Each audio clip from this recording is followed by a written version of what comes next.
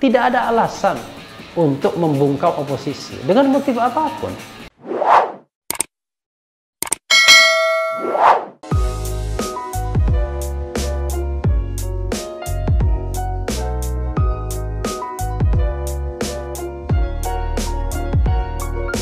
Muncul yang namanya kelompok civil society agar menjadi penyeimbang. Dan memang kalau kita lihat sambutan media dan lain sebagainya, dalam perang wacana sudah mulai dihadapkan antara wacana dari pemerintah dan wacana dari kami.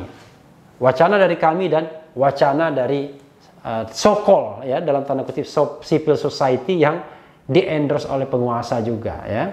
Kira-kira begitu. Toh kita tahu pemerintah dan semua lembaga negara pada waktu itu tak ada yang merespons dengan pandangan menyudutkan atau intimidasi dan kriminalisasi. Jadi kalau kita lihat intimidasi, kriminalisasi itu lebih menonjol di era pemerintahan Jokowi dibandingkan era pemerintahan SBY yang sama-sama dipilih melalui pemilihan umum. Dan sama-sama mungkin paripurna masa jabatannya, yaitu 5 kali 2 tahun. Tapi ini menimbulkan banyak catatan. Ya, salah satunya karena Presiden Jokowi dianggap tidak memiliki wibawa politik, tidak memiliki pandangan politik yang luas. Karena keterbatasan tersebut, dia rely on dengan orang-orang sekitarnya yang menawarkan tangan besi. Tidak heran mulai keterlibatan TNI, misalnya Polri, dalam urusan-urusan sipil di masa pemerintahan Jokowi. Itu catatan yang juga harus digarisbawahi. Tapi Fadlizon juga mengatakan, adanya gerakan moral seperti ini, maksudnya kami, menunjukkan masyarakat sipil kita masih berfungsi sebagai elemen demokrasi. Ini hal yang positif. Jadi di dalam kegelapan itu masih ada cahaya lilin. Tapi lilin ini hanya menerangi saja, tidak mengambil alih fungsi PLN, sobat era sekalian. Jadi fungsi PLN itu fungsi yang harus diambil oleh rakyat Indonesia sendiri. Kalau seandainya listrik negara macet. Sementara kami hanya lilin saja di dalam kegelapan, di dalam tunnel, ya. Jadi beda. Karena ini kan gerakan yang limited, yang terbatas juga. Tentu tidak berpretensi memiliki anggota karena secara struktur organisasi kan sangat cair. Tidak ada struktur yang solid sebagaimana halnya partai politik, ya. Atau misalnya ada KTA, ada orang minta KTA, bisa nggak minta KTA? Saya khawatir kalau dikasih KTA kami malah menjadi alat untuk menakut-nakuti. Jadi jangan sampai begitu, ya. Saya baca 8 tuntutan yang disampaikan kami kemarin, semuanya tak ada yang menyimpang dari koridor hukum dan demokrasi. Ya memang. Nanti kita tampilkan lagi, ya, 8 tuntutan kami itu apa saja isinya. Nah sayangnya mereka yang omong tentang kami rata-rata tidak membahas 8 tuntutan itu. Tidak membaca. Kalaupun membaca dengan kacamata curiga, ya kan? Melihat bahasa-bahasa yang implisit. Sobat era sekalian, kalau kita bicara tuntutan, maka tuntutan itu harus menggunakan bahasa yang tersurat. Kalau bahasa yang tersirat, ya nggak perlu kita gubris. Namanya bahasa tersirat. Oh, tuntutan kok pakai tersirat, ya kan? Misalnya, menuntut tanggung jawab presiden.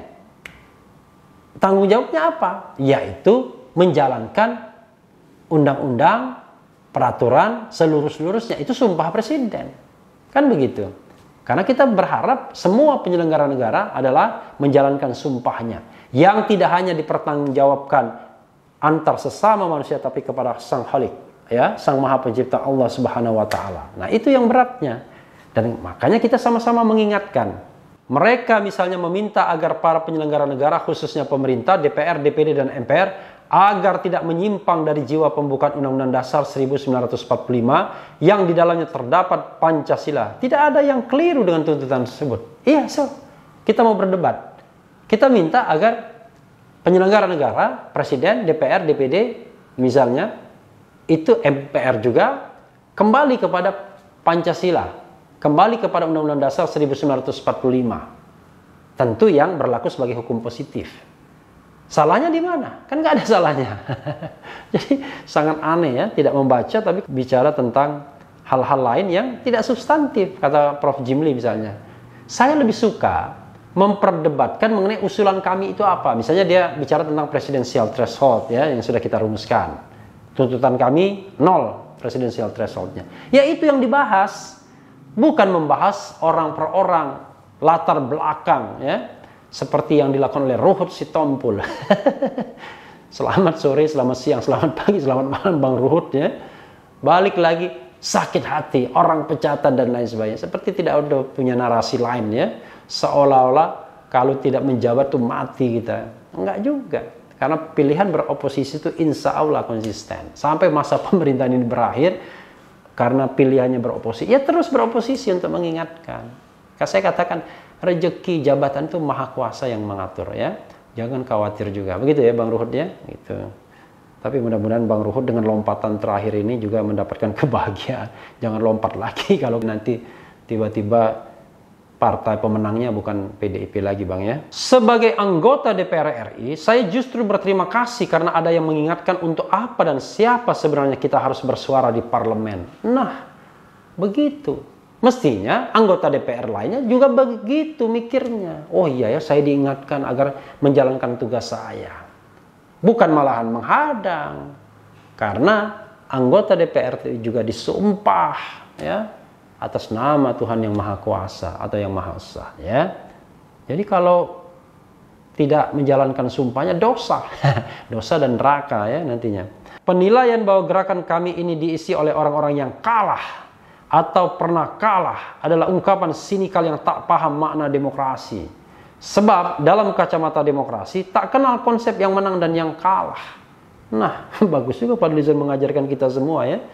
Demokrasi itu tidak mengenal yang menang dan yang kalah. Lalu apa? Demokrasi hanya mengenal konsep penguasa dan oposisi yang menunjukkan pentingnya mekanisme check and balances dalam soal pemerintahan. Jadi, sobat era sekalian ya, dalam sebuah demokrasi, kalau Anda menang, Anda memerintah. Yang kalah dalam pemilu menjadi oposisi. Itulah the nature of democracy, check and balances. Masa kita mengatakan, wah ini PKS itu gagal move on karena sering mengkritik pemerintahan Jokowi. Atau misalnya PAN atau Demokrat. Lah, dia tidak menjadi bagian dari pemerintahan. Dia menjalankan perannya sebagai oposisi. Itulah the nature of democracy atau the nature of check and balances. Jadi, bukan karena dia sakit hati, tapi karena dia kalah, dia memberikan kehormatan kepada pemenang untuk memerintah. Kan begitu? Sementara yang kalah minggir. Menjadi peran oposisi, peran penyeimbang. Kalau yang kalah ikut-ikutan memerintah, ya mengecewakan. Ya, itulah partainya Fadlizon. Jadi mudah-mudahan Fadlizon tidak juga tersinggung ya kan. Karena kenapa? Loh ini kok kayak main dua kaki. Di satu sisi ada Pak Prabowo di istana. Ada anggota-anggota DPR dari Gerindra yang selalu mengendorse pemerintah. Tapi di sisi lain ada yang mengkritik. Bisa sih dijelaskan dari konsep tadi, sistem pemerintahan presidensial yang memisahkan antara jabatan eksekutif dan jabatan legislatif. Tapi persoalannya adalah ketika ketua umum partai politik sendiri yang berada di pemerintahan, ya ribet, repot. Untungnya Fadlizon sepertinya tidak pernah ditegur oleh Prabowo Subianto ya. Entah kalau Prabowo betul-betul menjadi anak emas Megawati dan anak emas Jokowi, seperti yang pernah kita singgung, nanti thumbnailnya dimunculkan lagi ya. Barangkali saat itulah dia mulai menegur ya.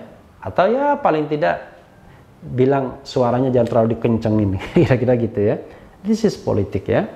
Jadi tokoh-tokoh yang mendeklarasikan kami kemarin bukanlah orang-orang kalah. Sebagian merupakan senior citizens yang punya reputasi terpuji. Mereka adalah orang-orang yang mewakafkan diri untuk meluruskan jalan yang bengkok. Dalam bingkai demokrasi, posisi mereka sangat terhormat. Iya, kenapa begitu? Kalau dibilang kalah ya nggak tepat. Kenapa? Din Samsudin, bagaimana kita mau bilangnya kalah? Orang dia nggak ikut di dalam election. Dia tidak menjadi calon anggota DPR, tidak juga menjadi calon anggota DPD, tidak juga menjadi calon presiden. Bagaimana kita mengatakan dia kalah? Gatot Nurmantio, bagaimana kita bisa mengatakannya dia kalah? Apalagi Refli Harun, ya? Kalahnya dari mana? Lalu Profesor Rahmat Wahab, kalahnya dari mana? Ada juga misalnya Ketua Dewan Pekerja Ahmad Yani, justru tidak kalah. Karena dulu dia adalah anggota dari PBB, Partai Bulan Bintang, yang akhirnya mencalonkan Presiden Jokowi juga. Ya, kalaupun dianggap kalah, dia tidak terpilih misalnya sebagai anggota DPR. Tapi jangan lupa partainya sekarang ikut menjadi bagian dari pendukung dari pasangan Jokowi Ma'ruf, yaitu Partai Bulan Bintang besutan atau pimpinan Yusril Iza Mahendra, kan begitu. Di sisi lain, munculnya gerakan-gerakan seperti ini menunjukkan sedang ada masalah serius menggelisahkan masyarakat. Inilah poin paling penting yang seharusnya kita perhatikan. Jadi sobat RH sekalian, mudah melumpuhkan kami itu. Caranya bagaimana? Pemerintah bekerja secara baik saja. DPR bekerja secara baik. Artinya mereka amanah, mereka bisa meng-create sesuatu sehingga negara kita menjadi baldatun thayyibatun warahun, maka dijamin oposisi seperti kami tidak laku. Tapi kalau oposisi seperti kami membesar, itu karena keadaan sosial politik yang memang menggelisahkan, termasuk kondisi ekonomi kita. Jadi sederhana kan? Ada api, tentu ada asap. Tidak mungkin ada asap kalau nggak ada apinya. Kira-kira begitu ya. Masyarakat menilai sesudah 20 tahun reformasi, hampir semua tuntutan saat reformasi kini sedang dijegal. Dulu kita menentang korupsi misalnya, namun kini lembaga anti korupsi justru dilemahkan. Kira-kira kita prihatin nggak dengan pelemahan KPK, sobat era sekalian? Termasuk mereka yang mendukung garis keras pemerintahan Presiden Jokowi dengan partai-partai pendukungnya. Kalau saya sedih. KPK yang sebenarnya diharapkan sebagai garda terdepan dalam membuat negara ini bebas dari korupsi, dilemahkan malah. Pelemahannya itu mulai dari menunjuk pansel atau timsel yang bisa disetir. Kemudian orang-orang tertentu sudah diskenariokan akan dipilih. Padahal orang-orang yang ada itu bukan orang yang terbaik mungkin. Bahkan dianggap sudah melakukan pelanggaran etik. Dan sekarang berproses lagi pelanggaran etik tersebut ya. Entahlah bagaimana nanti hasilnya ya. Dulu menentang nepotisme, kini nepotisme dianggap biasa. Semua itu telah mencederai rasa keadilan masyarakat. Pada saat bersamaan, kanal-kanal politik yang seharusnya dapat menyalurkan kegelisahan publik dianggap macet. Semakin sedikit juru bicara rakyat. Wah, dia sekarang mengatakan diri sebagai jubir rakyat. Saya kan tidak bisa mengatakan juru bicara rakyat karena saya non-elected people ya. Saya bukan orang yang dipilih rakyat, tetapi ya berusaha menyampaikan ide, gagasan, dan mudah-mudahan itu sejalan dengan pemikiran orang banyak. Tidak usah dikatakan rakyat secara keseluruhan, orang banyak saja. Ya gampang kan hukum besi dari pendapat seperti ini. Kalau suka Anda tonton, kalau enggak Anda tinggalkan. Kalau suka Anda like, kalau tidak suka Anda dislike. Sederhana kan? Jadi kita juga jangan juga berat-berat amat ya. Selalu ada dua sisi di dalam politik. Suka, tidak suka. Pemerintah, oposisi, dan lain sebagainya. Yang penting adalah ketika kita memilih sebuah posisi, ya kita tahu konsekuensinya dan apa yang harus kita perbuat dan apa resikonya. Jadi kalau kita memilih oposisi, sekarang ya dengan kami misalnya, berarti kan Anda akan beroposisi terhadap pemerintahan Jokowi. Tentu oposisinya itu bukan oposisi yang royal, yang apa-apa pasti salah, enggak juga. Tetap harus ada yang namanya apa ya? Ada istilahnya objektivitas. Nah, tapi resiko yang Anda pegang adalah Anda jangan terima jabatan apapun selama masa pemerintahan kalau masih mau beroposisi. Nah, sobat era sekalian. Nah, saya begitu sudah mencapai kesimpulan begitu. Nah, mudah-mudahan rekan kami juga begitu. Artinya karena pilihannya untuk beroposisi pada pemerintahan Jokowi, karena kita melihat he's part of the problem, bukan part of the solution, maka kami banyak mengkritik ketidakmampuan atau kelemahan leadership dari pemerintahan Presiden Jokowi. Karena itu, masalahnya di leadership, bukan masalahnya hanya sekedar di para pembantunya. Tapi kalau misalnya kita menyarankan agar misalnya ada reshuffle, ada pergantian menteri yang profesional, itu mengurangi dampak buruknya. Karena bagaimanapun Presiden Jokowi adalah presiden yang dipilih secara demokratis. Karena itu kalau mau diturunkan pun harus konstitusional penurunannya. Kecuali ada gelombang ekstra konstitusional seperti tahun 98, ya kita tidak bisa lagi menghadangnya. Karena kami pun hanya kelompok kecil saja kalau harus berhadapan dengan ratusan juta rakyat Indonesia, kan kira-kira begitu. Begitu juga halnya dengan saluran-saluran ekstra parlementer di luar parlemen ya. Perguruan tinggi dan intelektual kampus misalnya, yang mestinya bisa menjaga jarak terhadap kekuasaan, sehingga bisa jernih menangkap kegelisahan publik, kini justru sering terkooptasi oleh kekuasaan. Iya, kenapa? Karena sekarang ini adalah era elektoral, pemilihan langsung, kampus banyak terlibat, baik secara institusi struktural maupun orang-orangnya. Ya, paling gampang lah, nih saya ini dari UGM ya, The University of Gajah Mada ya, Gajah Mada University. Ya, orang-orang UGM bisa dibilang dengan sekarang menjadi kampus pemerintah UGM. Jadi ini otokritik bagi UGM. Makanya ketika saya diundang di masjid kampus UGM, saya katakan, jangan jual nama kampus untuk melakukan kegiatan dukung-mendukung. Either Anda mendukung incumbent yang kebetulan dari UGM, atau Anda mendukung yang non-incumbent. Jadi dua-duanya tidak boleh. Karena kampus seharusnya tidak terlibat dalam kegiatan dukung-mendukung. Baik yang dilakukan oleh sivitas akademikanya maupun oleh para alumninya. Karena terlalu murah perguruan tinggi dipakai untuk dukung-mendukungnya. Tapi kan banyak sekali alumni ini, ITB ini sekarang misalnya, pecah gara-gara Din Samsudin beroposisi kepada pemerintahan Jokowi. Ada kelompok yang ingin dia digusur. Nah, ini biasanya kelompok yang pro pemerintah kan.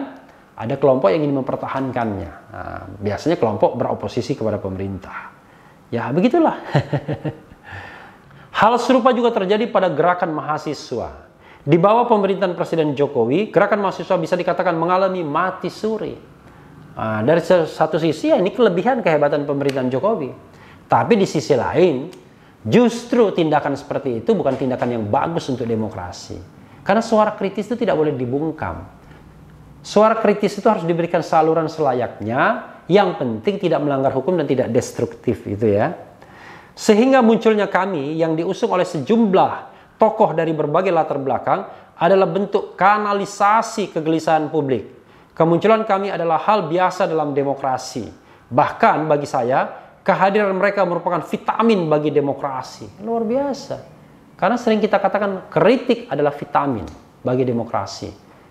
Kalau demokrasi tanpa kritik namanya bukan demokrasi, namanya otokrasi. Otokrasi itu pemerintahan oleh satu orang saja, otokrat, ya.